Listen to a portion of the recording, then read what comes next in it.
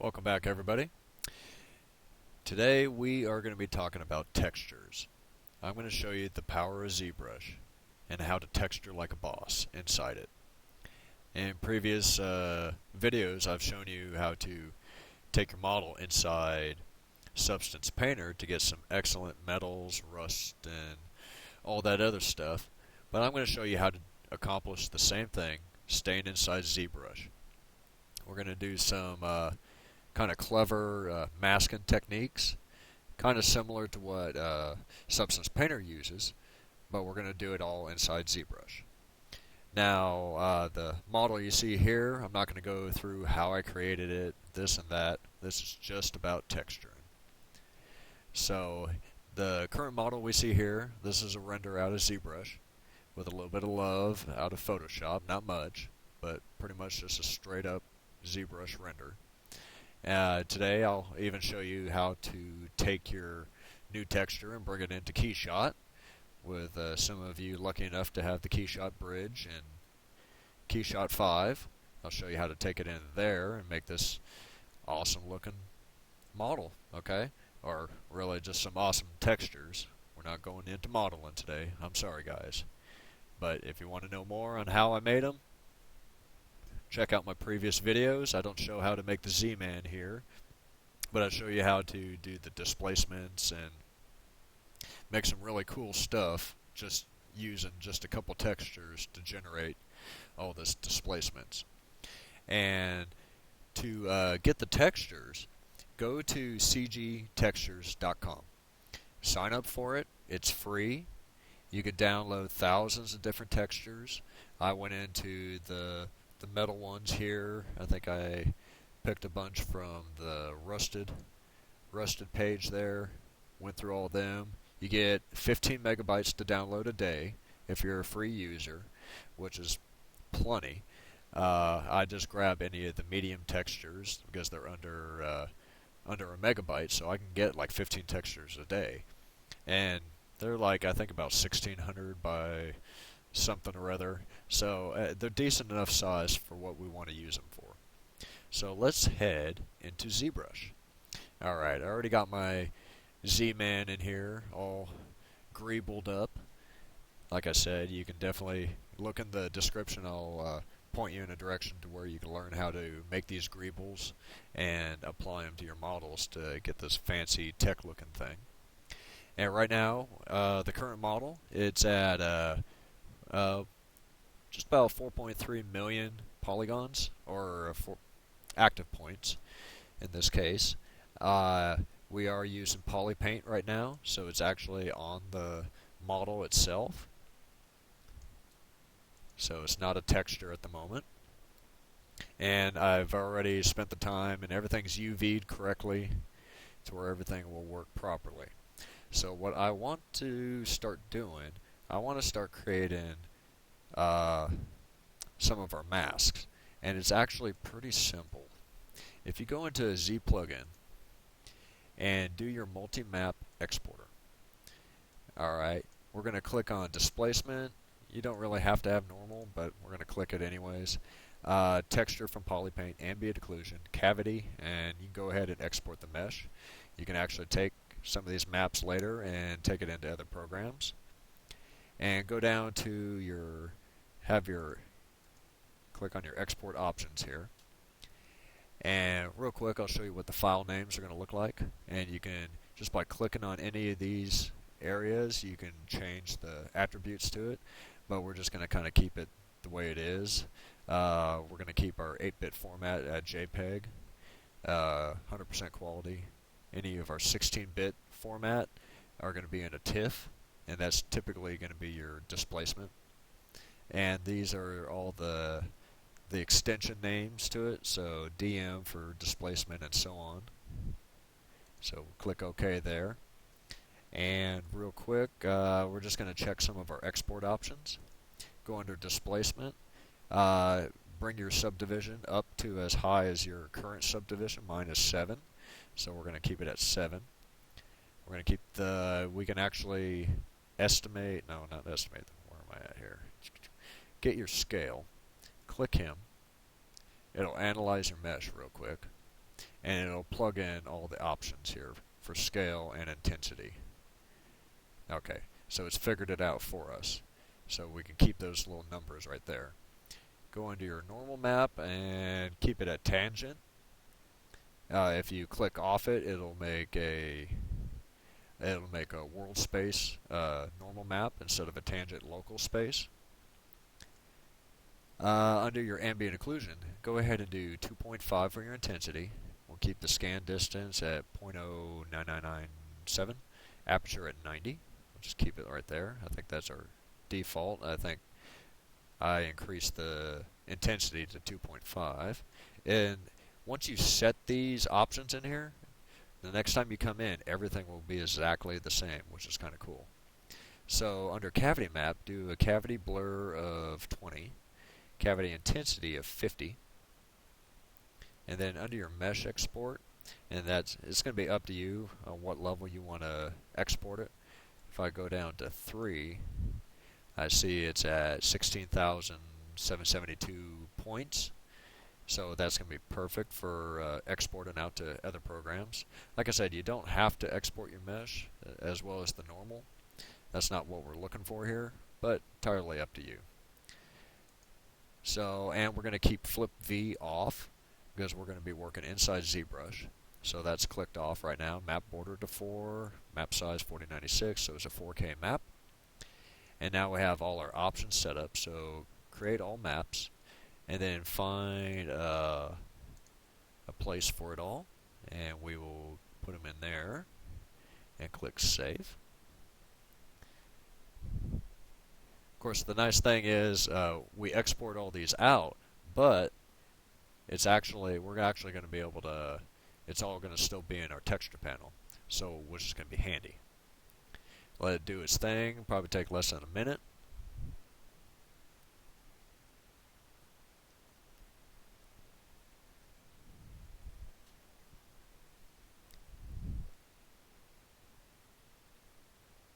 And I think we're getting pretty close to being done here.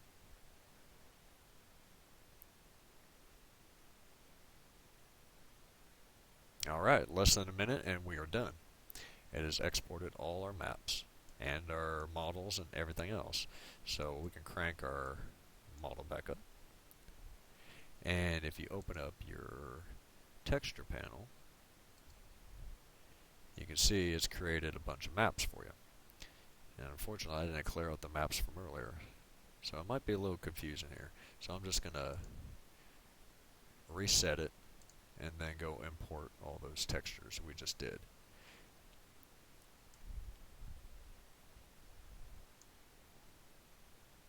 And now open.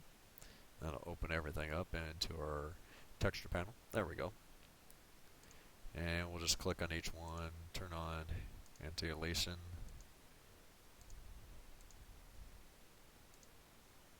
Alright, now everybody's happy, and we can do texture off. Okay, now we have all our maps.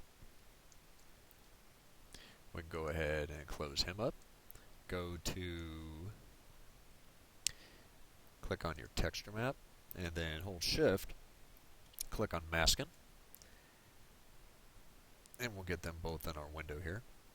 And if this ain't already open, mask by color, open him up, because we're going to use that intensity slider, or intensity button right there, to help generate our mask.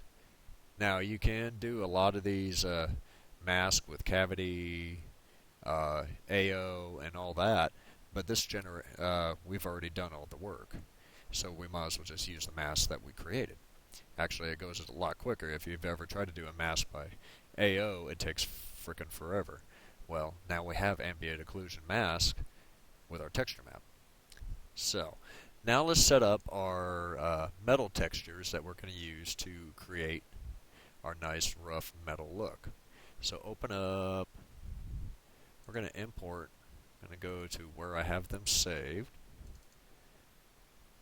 Okay, I'm going to click on just one of them here. Open. Now click on him, anti-aliasing, and then click on Add to Spotlight. Okay, now we have Spotlight open. Go back and import all the other ones you want. And those of you not familiar with Spotlight, pretty powerful tool. There's a lot of tutorials online for it on ZBrush Classroom. I encourage you to go check it out. I'm just going to touch base on certain aspects of it. I'm not going to go into detail on every nuance of it here. So I'm just going to grab a handful of textures here. Okay. Now click open. And now it's plugged all of them into our Spotlight, which is what we want. And let me shut that window there. So you'll see this little gizmo here. There's a lot of options here to it. Lots and lots of options. I'm not going to go into detail. So the ones we're going to worry about here is the scale. And if you click outside here and drag him,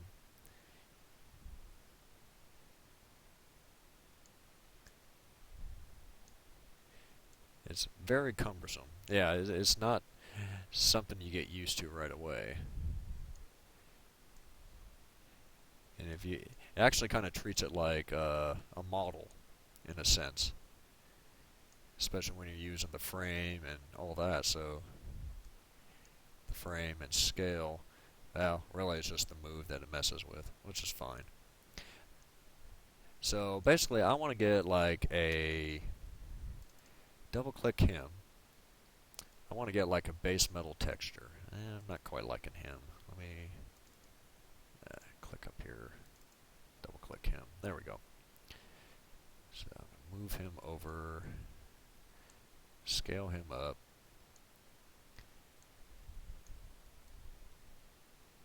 And we're going to use him to kind of create our base coat on our model here.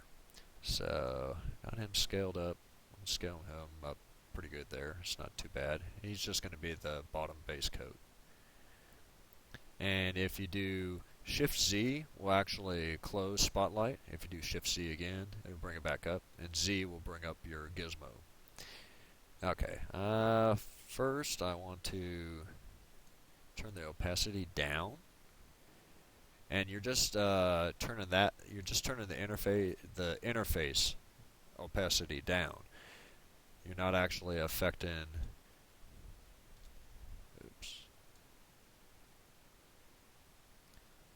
There we go.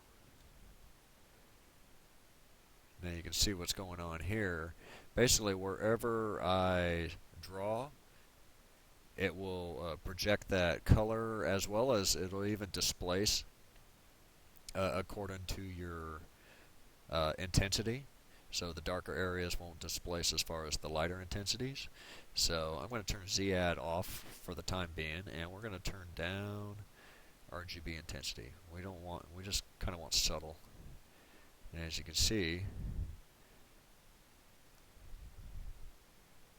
we're just drawing in kind of a base color here. Nothing too exciting, but you can, if you click off the model, you can still turn it, and it's still, the spotlight's still there. Let me turn my interface back on here. I don't want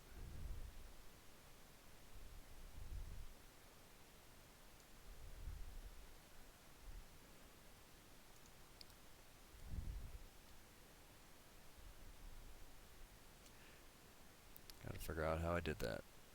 Like I say, I don't play with this that much. Gotta figure out how I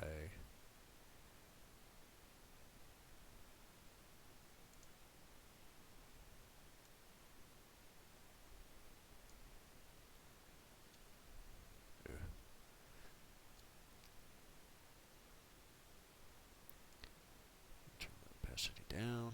Okay, let's see. We'll just work with it for now. Now, if you notice how the edge right here, it will not project anything outside here. So just kind of remember that. So you may end up drawing like a sharp edge. So make sure your model is centered up to where the texture is.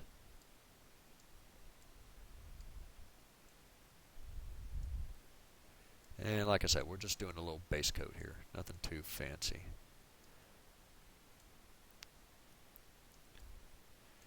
Frame him back up. Let's see where we need some more love. And you don't have to just get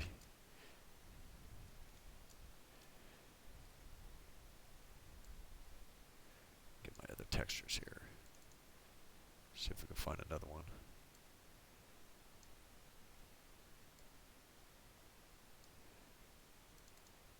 Yeah, let's get him. I like him a little bit better. Scale him up. Get him about the size of the canvas there. And Z to toggle that off. There we go. Frame.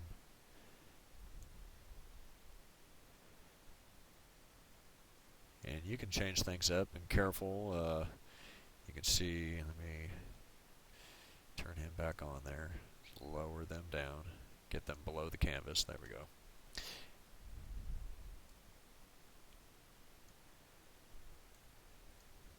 Just go in here and give him some love. And you can see right there, I accidentally put an edge on there. You can see it. Yeah. Just want to be careful with that, but it's easily fixable.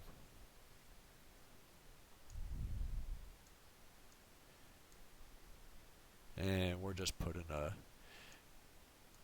just kind of an interesting base coat, nothing too fancy. Alright, so Shift Z, we'll turn him off for a minute. So we can see what we got going on here. Got a little variety here and there, different colors, it's kind of nice. So now let's start using some of those masks that we made earlier.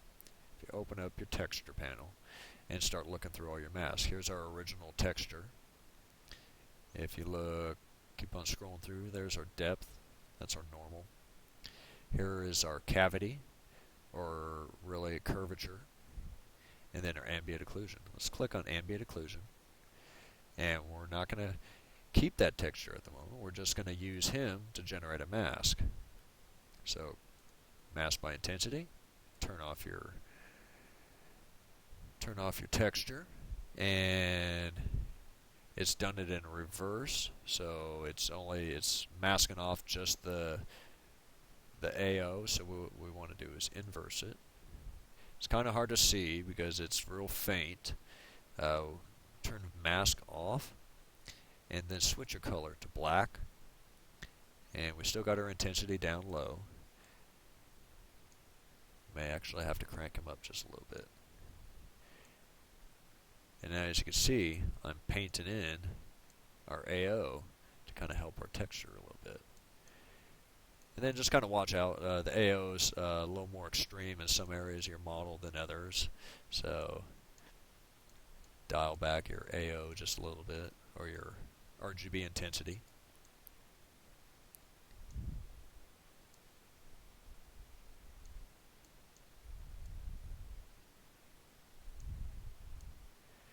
And we can even switch our texture to, let's just go back to our original tile here. We can use the RGB intensity off of there if we wanted. So mask by intensity, we'll inverse it, view mask off, and then turn your texture off. See what kind of effect. See, now we can start getting some of those darkened panels back in.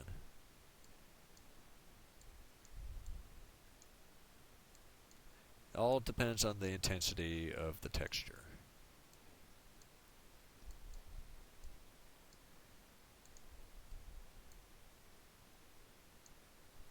So let's see, why don't we get some real grungy rust going on here. So let's go ahead and load up our AO real quick. Mask by intensity. And we're going to keep it like that. It'll actually protect the occluded areas. That's fine. Turn your mask off, or just the visibility of your mask. And let's open up Spotlight again. Let's turn on our control. Move him up to where I can see my textures again. Let's get this real gnarly one, if it lets me.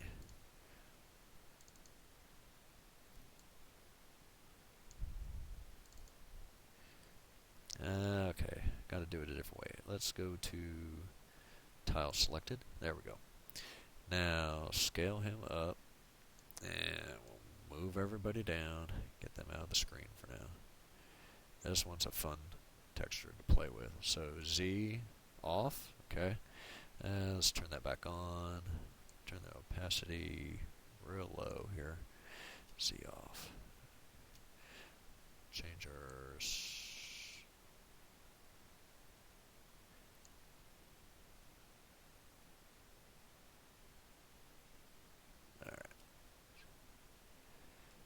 Alright, so now turn RGB up here, and then turn on Z add, but we want it real subtle. Keep it like below 10.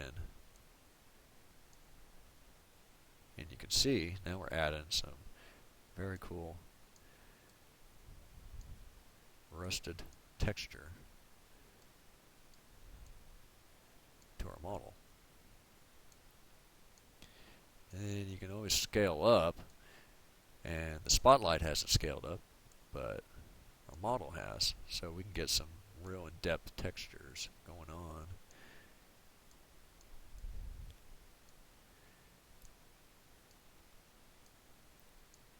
So if it's a little too intense for you, turn down your Z add. You can even turn down your RGB.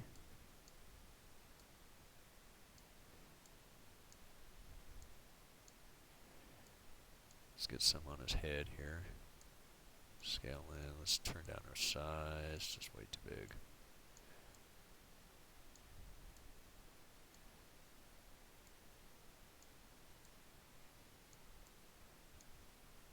Pretty cool.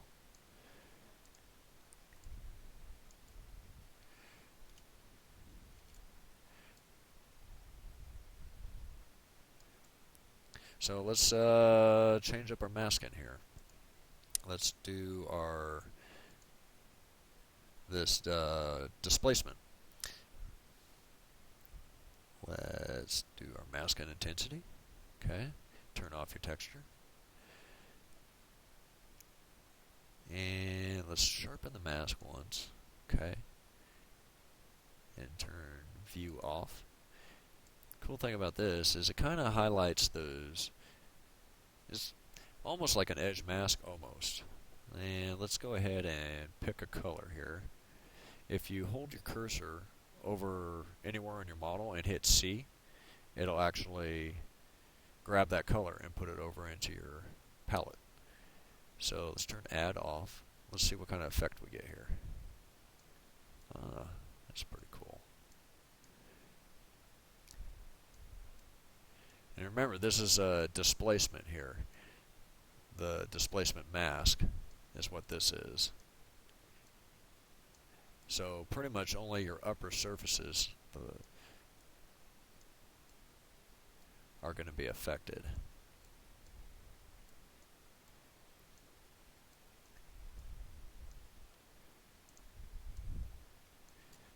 And don't be afraid of smoothing out things.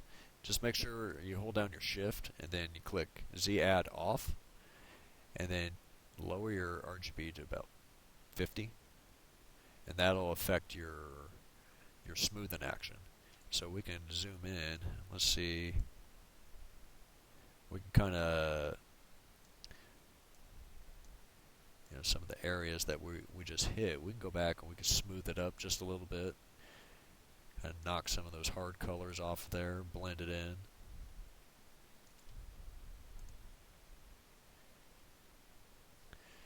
Alright, so we've messed with all our little mask here except for one, which is our curve, or our cavity. So let's go ahead and mask by intensity. We can turn texture off, inverse it. Now this one's really going to highlight just your edges. So we'll keep the same color going. Add little details here and there. Some visual interest to the model. It's pretty much, if you're the more details you add, just the little things, that It really sells it.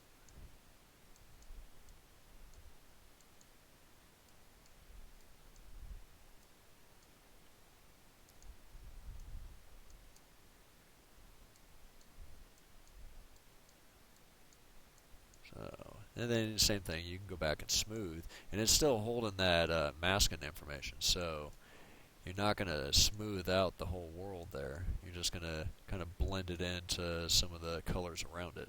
And it being such a tight mask,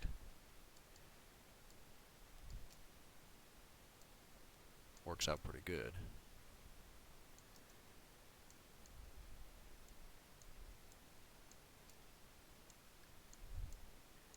Just adding a little visual interest here and there. So now we can actually go back if we wanted. We can pick our ambient occlusion mask. We can mask by intensity. Turn the texture back off. And we have to inverse it. Turn the view mask off. And we want to get back to a black.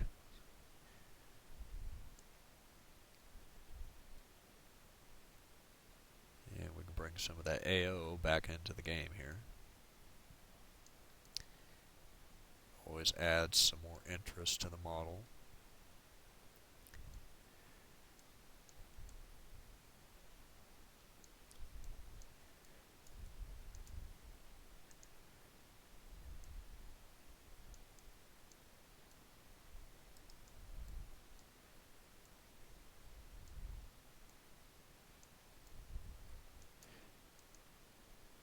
And pretty much in a relatively short time, we've come up with a, I don't know, I have to think it's pretty nice looking texture. The only downside with ZBrush right now is we don't have a layer system, at least when it comes to colors, and we probably could use a better masking system.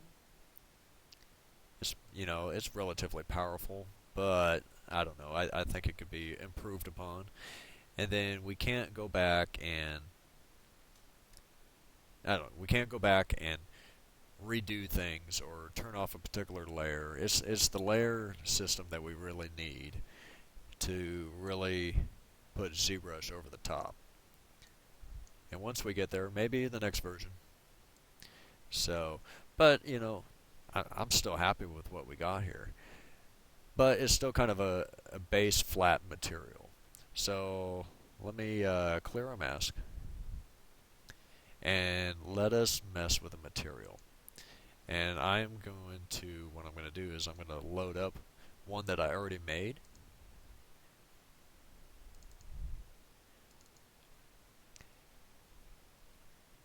And really, it's kind of a derivative of this texture metal, and I just kind of tweaked it a bit, made it a lot brighter. And I'll have this available in the description of the video, so you guys can use it. It's got a little bit of color bump to it, so it'll cause that any color information to kind of protrude out a bit, and it's got some wacky reflections going on in it.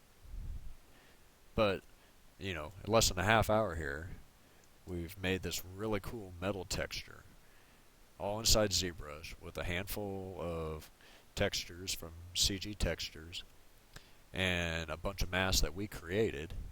Now if we open up our render panel real quick, go to your render properties, actually BPR shadow, crank them up to about, we'll just do 60 for now, and then crank up the blur to about 8. Close him up. Actually going to turn the floor on. And turn Z off. Need Y. He's down there a little ways. Hold on.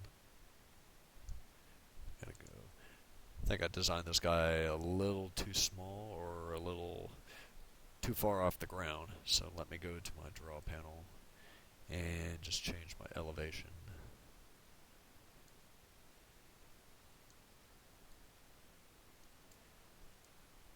Alright, we're almost there. There we go. Now he's right flat on the plane. Good. perspective on. Frame them up. Now we got the floor in view there. And if you turn that floor on when you do a BPR render, it'll render a shadow.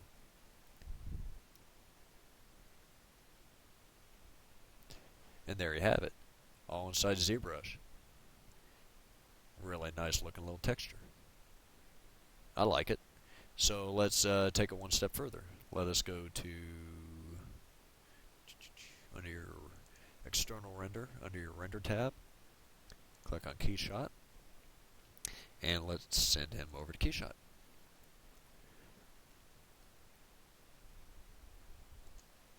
Okay, here we are, all in Keyshot, ready to go. Took about a minute to transfer everything over. All depends on the size. And actually, real quick, let's go back into ZBrush. Under your texture map, real quick, hit New from Polypaint.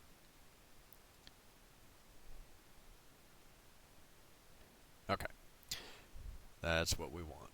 We actually want that texture, an actual texture map, to follow it over to Keyshot. And you'll see why here in a second. Hit BPR again. It'll update the model inside Keyshot.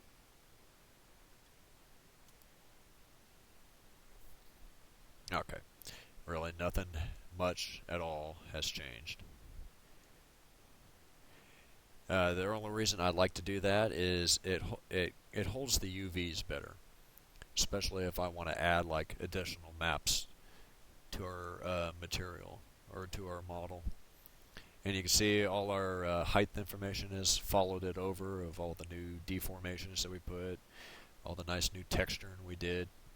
It doesn't quite look as glossy as it does inside ZBrush, but we'll fix that. First, let's go ahead and just change our environment. I think, let me see how this one does. Turn it around and see. No, let me interior. I think this industrial.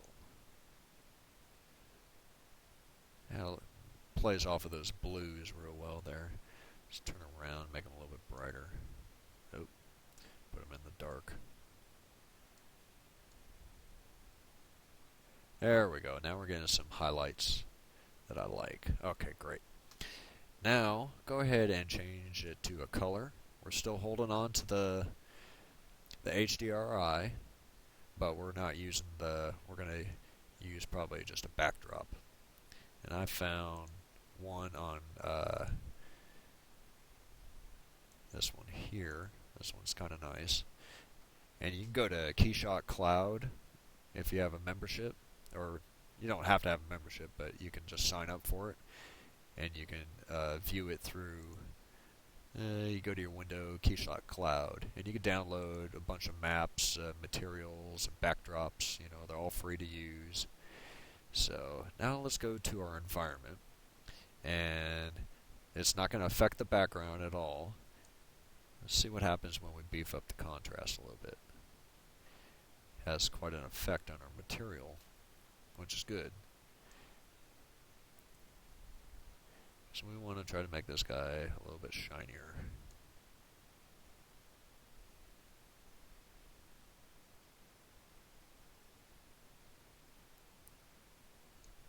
Give him more of a metallic look, even though he's kind of rusted too.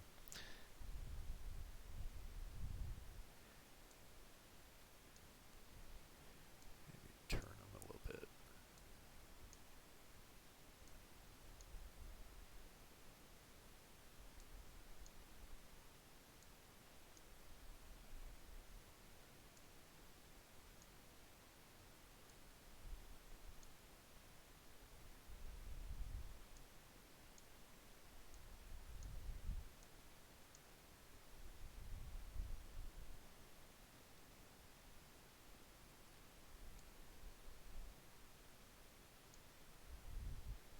Maybe we need a different environment. Let me see.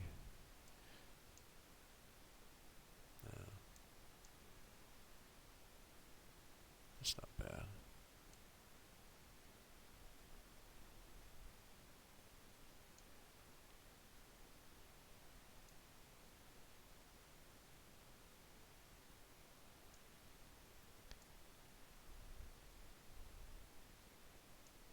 Just a whole lot of tweaking you need to do. I mean, really takes no time at all.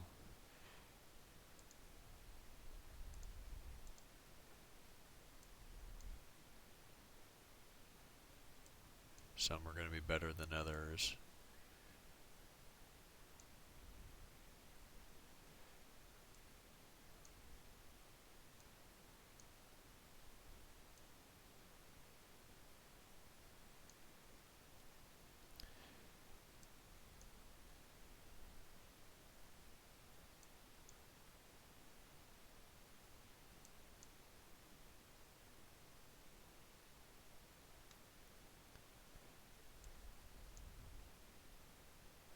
That one's not bad. Well, we're just going to stick with him.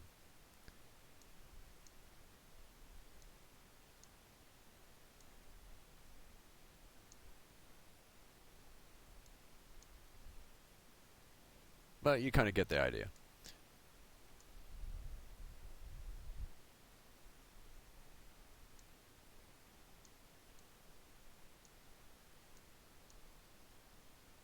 And then you can always go to your camera, go to your effects, have your bloom on, get those highlights to pop a little bit more. You can do global illumination, that might help you out a little bit. You can do, go back to your environment, go down to ground reflections, you can give them a little reflection there if you wanted.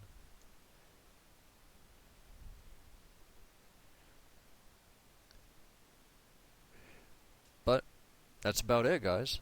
I mean, relatively short amount of time, we've created this awesome little texture all inside ZBrush.